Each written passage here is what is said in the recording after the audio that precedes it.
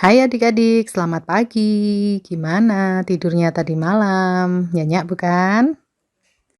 Kita ketemu lagi di Musa bagian 2. Kita quiz time dulu ya. 1. Mengapa Raja Firaun yang baru yang tidak mengenal Yusuf takut pada bangsa Israel yang tinggal di Mesir? Ya, karena jumlah mereka dahsyat berlipat ganda. Lalu, bagaimana Raja Firaun mencegah mereka bertambah banyak? Betul, dengan kerja paksa yang berat. Ada lagi kah yang dilakukan Raja Firaun? Ia menyuruh bidan-bidan yang menolong perempuan-perempuan Israel yang melahirkan untuk melenyapkan bayi-bayi laki-laki Israel. Maukah bidan-bidan itu melakukan perintahnya? Ya, bidan-bidan itu tidak mau melakukannya karena mereka takut akan Allah. Apalagi yang diperintahkan Raja Firaun setelah itu? Ya, menyuruh melemparkan bayi-bayi laki-laki Ibrani ke sungai Nil. Siapa nama bayi yang dinamai oleh putri Firaun yang menemukannya di sungai Nil? Ya, betul, Musa. Lalu terakhir ya, apa arti nama Musa? Ya, artinya karena aku telah menariknya dari air. Yuk, sekarang kita boleh buka di Keluaran 2 ayat 11 sampai 22. Mari kita berdoa. Tuhan Yesus, terima kasih untuk penyertaan Tuhan. Semalam tadi kami boleh tidur nyenyak dan pagi ini kami boleh bangun pagi dengan sehat. Tuhan, saat ini kami mau mendengarkan firman Tuhan, bantulah kami supaya kami bisa mengerti. Terima kasih Tuhan, di dalam nama Tuhan Yesus kami berdoa. Amin. Masih ingat ya adik-adik, waktu itu Musa diasuh oleh ibunya sendiri dan setelah itu diserahkan pada putri Firaun untuk diangkat menjadi anaknya. Tetapi walaupun Musa ada di dalam istana Mesir, dia tahu siapa dia, yaitu dia adalah orang Israel, orang Ibrani, dan dia membela bangsanya. Pada saat ada orang Mesir yang menganiaya orang Israel, dia membela orang Israel tersebut.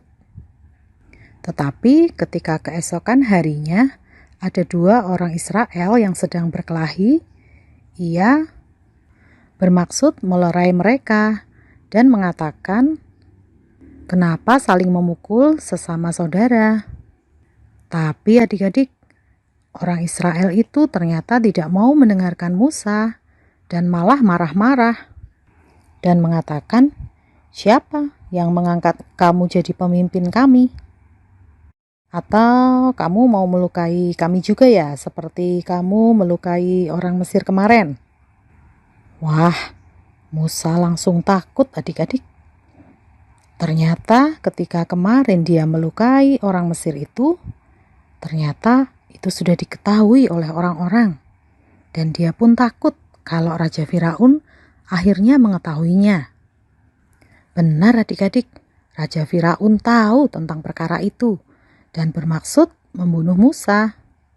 Tetapi Musa melarikan diri dari Firaun dan dia pergi ke tanah Midian.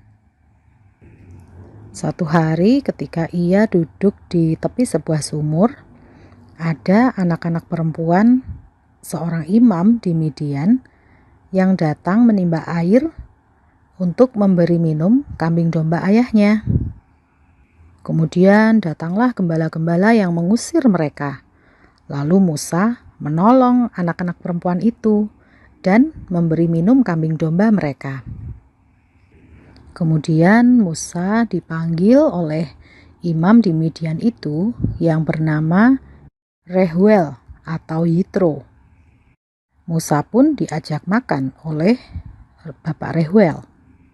Kemudian Musa dinikahkan dengan anaknya yang bernama Sipora. Sipora melahirkan seorang anak laki-laki dan Musa menamainya Gersom. Karena katanya, "Aku telah menjadi seorang pendatang di negeri asing." Adik-adik, melalui kisah ini kita belajar bahwa Musa yang punya sifat kepemimpinan, yang mengasihi bangsanya, ditolak oleh bangsanya sendiri. Dan karena pembelaan kepada bangsanya itu, ia pun harus melarikan diri keluar Mesir, lingkungan di mana selama ini dia dibesarkan. Tapi walaupun ia ditolak oleh manusia, tetapi Tuhan menerima dia. Tuhan bahkan memberi kehidupan yang baru pada Musa di tanah Midian. Di tempat ini, Musa dididik oleh Tuhan sebelum dia dipanggil menjadi seorang pemimpin bangsa Israel.